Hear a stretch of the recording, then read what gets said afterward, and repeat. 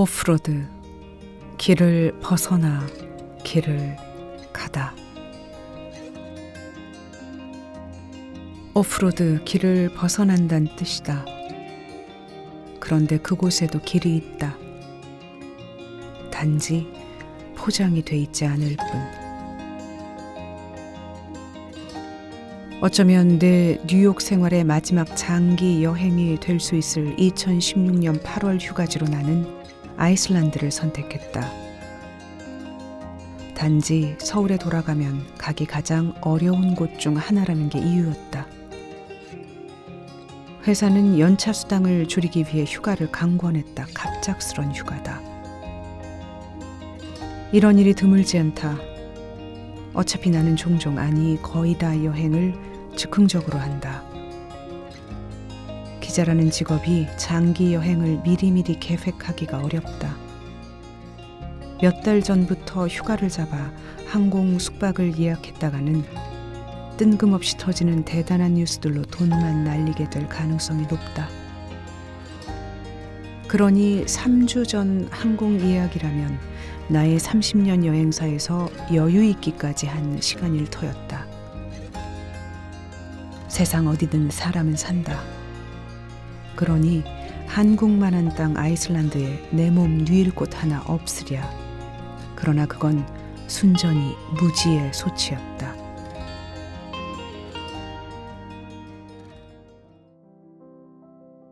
한국만한 면적에 인구가 33만 뿐이었던 것이다. 직역하면 얼음 땅인 아이슬란드에는 사람이 살지 않는 곳이 많다. 아니, 수도 레이캬비크 등 몇몇 도시를 제외하면 어디든 인구 밀도가 희박했다. 마을마다 하나뿐인 호텔, 기껏해야 서너 개인 민박집들은 8월 최성수기를 맞아 예약이 벌써 다 찼고, 나는 그런 현실을 기세 좋게 비행기 표부터 끊은 뒤에야 알게 됐다. 그렇게 인구 밀도가 희박하니 대중교통도 발달해 있지 않다. 그나마 몇 개 남지 않은 차량마저 언제 동인할지 모르니 렌트카 예약도 시급했다. 그런데 방을 구하지 못해 어떤 경로로 여행할지 일정도 짜지 못했는데 렌트카를 예약하려니 오프로드를 갈지 말지를 먼저 결정해야 했다. 아이슬란드에서는 오프로드로 갈 수 있는 차와 갈 수 없는 차가 법적으로 구분돼 있기 때문이다. 오프로드까지 들어갈 수 있는 렌트카가 당연히 가격도 더 비싸다. 아이슬란드의 주 도로는 해변가를 따라 섬을 한 바퀴 돌도록 조성돼 있다. 도시와 마을들도 대부분 그 도로를 따라 발달해 있다. 그렇다면 아이슬란드의 내륙에는 뭐가 있을까? 내륙은 화산이 여전히 활동 중인 고원지대다. 겨울엔 눈과 빙하로 완전히 뒤덮여 들어갈 수도 없는 곳.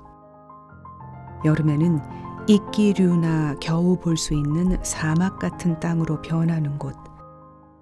아이슬란드의 역설적 아름다움을 보여주는, 화산과 얼음이 공존하는 그 고원지대를 구경하려면 오프로드로 들어가야 한다. 길이 없는 곳으로 가야 한다는 것이다.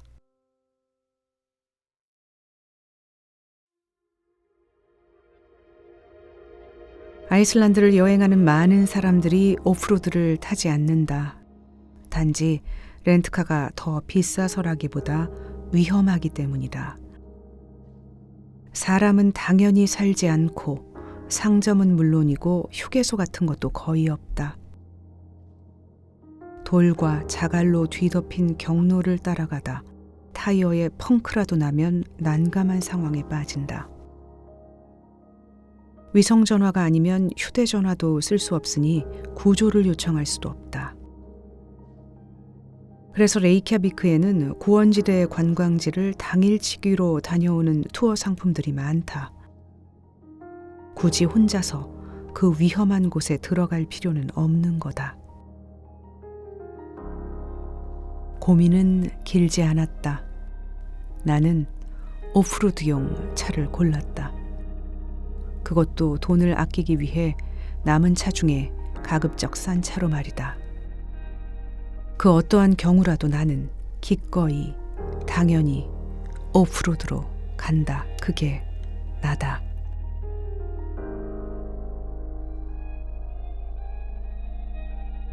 레이캬비크에서 당일치기로 많이 다녀오는 고원지대의 유명 관광지 란드만날라우가루로 가는 오프로드는 그나마 다닐만 했다. 수십 개의 물 웅덩이를 건너고 자갈로 뒤덮인 길인지 아닌지 알 수 없는 곳을 따라가야 했지만 오며 가며 다른 차들과 제법 마주칠 수 있었기 때문이다. 그런데 란드만날라우가르 옆에 겨우 구한 전기도 들어오지 않는 오두막집에서 하룻밤을 보낸 뒤 탄 오프로드 F26. 아이슬란드의 서남쪽에서 북동쪽으로 섬의 한가운데를 완전히 관통하는 그 경로는 사정이 전혀 달랐다. 시작은 호기로웠다. 아침 일찍 그 인근에 한 개밖에 없는 주유소에 들러 기름을 가득 채우고 먹을거리를 잔뜩 챙겼다. F26 경로에 진입한 뒤 처음에는 내 뒤를 다른 차도 한 대 쫓아오고 있었다. 그런데 20분여가 지났을까? 땅은 점점 척박해지는데 주변이 적막하다. 뒤를 돌아보니 쫓아오던 차가 온데간데 없다. 되돌아갔나 보다. 아이슬란드 고원지대 돌자갈 경로에 내 차만 혼자 덩그러니 남은 거다.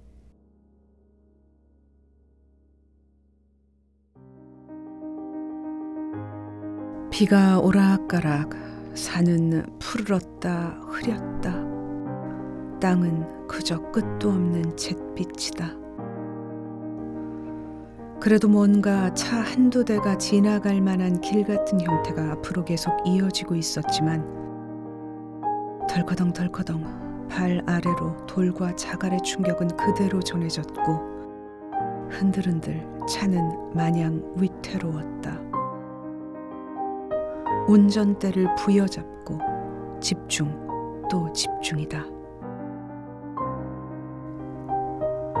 왼편은 절벽, 오른편은 물인 검은 뚝방을 아슬아슬하게 건넌다. 어쩌다 마주치는 초록 이끼숲은 사막에서 만나는 오아시스라도 되는 양 반갑다. 그러다 황무지 같은 땅에 문득 얼음이 녹아 고인 작은 호수가 나타난다. 그 한여름에만 볼 수 있을 풍경이 분명하다. 짙푸른색으로 아름답다. 고개를 돌려보니 건너편 산맥의 능선이 바로 내 어깨 높이에 있다. 고원지대에 높이 올라온 거다. 멀리 넓게 펼쳐진 빙하가 참으로 장대하다. 잠시 차를 멈추고 나와 섰다. 빙하를 눈에 가득 담고 숨을 깊이 들이쉬어 본다. 아, 좋구나. 가슴이 벅차오른다.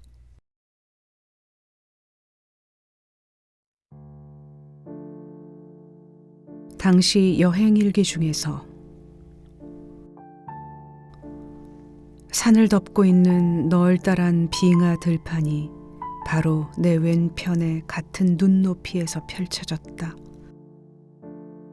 비가 오락가락하는 산길. 여기는 흐릿하게 구름 아래인데 그곳엔 햇빛이 화사했다. 빙하를 눈부시게 비추고 있었다. 잠시 차를 멈추고 내려 그 빙하를 바라본다. 이 세상보다 하늘의 일부인 듯한 이곳에서 햇빛에 빛나는 빙하를 본다. 과연 나는 어디에 있는가? 굳이 생각을 하지 않아도 그런 무수한 질문들이 마치 좀비된 듯 나를 감싸는 그곳에서, 그 구원의 한가운데서 나는 눈을 뜨고도 마치 감은 듯했다. 완전히 무심한 진공 상태에 있는 듯했다. 완벽하게 혼자였던 그곳에서. 그 길을 종일 10시간을 달렸다. 아무도 없는 듯 황량한 곳에 덩그러니 혼자 있는 진공 같은 시간을 기꺼이 즐겼다. 어쩌면 내가 가장 절실히 원했던 순간인지도 모른다. 대체 왜 1년간의 연수도 모자라 3년간의 특파원으로 다시 한국을 떠났다. 그러고도 시도 때도 없이 또 벗어나고 싶었고, 미지의 낯선 어디에선가 혼자가 될 수 있는 순간들을 끊임없이 원했다.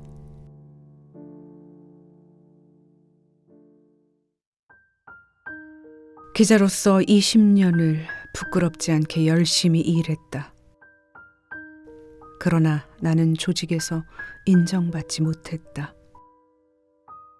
일만 열심히 하면 되는 줄 알았던 나는 내 등 뒤에서 무슨 일이 벌어지고 있는지 잘 몰랐다. 그들이 나를 어떻게 씹고 다니는지 몰랐다. 조직에서는 일을 잘하는 게 결코 중요한 게 아니라는 사실을 몰랐던 거다. 조직이 정작 내게 원하는 것은 기자라는 직업의 환상이 그려내는 대차고 집요한 업무적 도전 같은 게 아니었다. 조직의 논리는 항상 직업 정신보다 더 강했다. 그런데 나는 그 가장 중요한 조직의 논리에 무지했다. 남자들이 대다수인 권위주의적 조직에서 여자로서 사는 법이 무엇인지, 능력보다 중요한 평판 관리를 어떻게 해야 하는 건지, 목소리를 높이기보다 은근히 죽여야 원하는 것을 얻을 수 있는 생리 같은 조직의 논리들을 나는 이해하지 못했다. 나는 그냥 열심히 뭘 하려다 욕을 먹고, 그런 얘기가 돌았다는 것을 몇 주나 몇 달, 심지어 몇 년이 지난 뒤에야 알고서 상처를 받는, 그러고도 어떻게 이걸 해결해야 하는지 모르는 조직 지진아였다.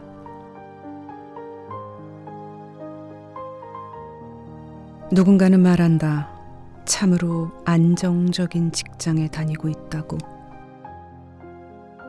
그렇다. 크나큰 비위가 아니라면 나는 그곳에서 정년이 될 때까지 잘릴 일이 별로 없을 거다. 한국 노동자들의 평균 임금보다 많은 돈을 받고 안정적으로 살 수 있을 거다. 나의 이런 번민조차도 누군가에게는 사치로 여겨질 수도 있을 것이다. 그래서 더 벗어나기가 어려웠다. 안전하지만 지루한 온로드보다는 무모하지만 흥미진진한 오프로드를 기꺼이 당연히 택하는 나라는 사람의 본질을 끊임없이 죽이는 법을, 실패에 실패를 거듭하며 처절히, 그러나 여전히 불완전하게 터득하면서 나는 살아남기 위해 발버둥 쳐야 했다.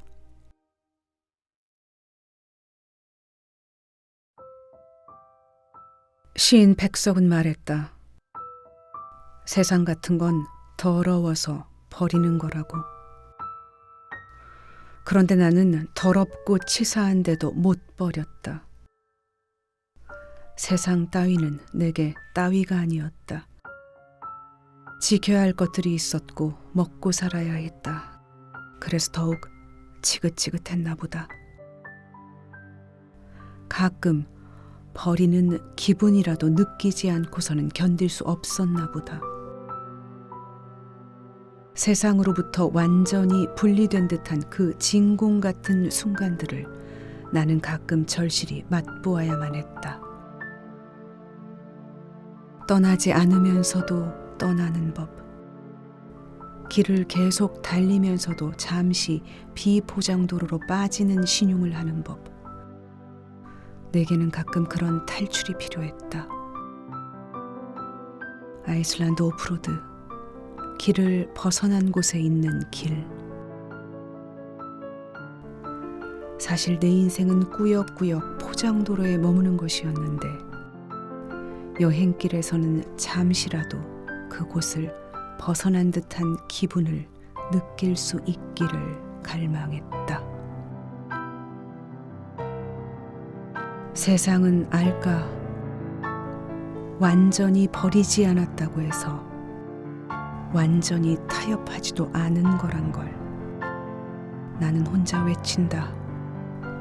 세상 같은 건 더러워도 사는 거라고. 그래도 가끔 버리는 기분만은 느낀다. 조직 지진아라서, 여자라서 가끔 혼자 떠나는 거다.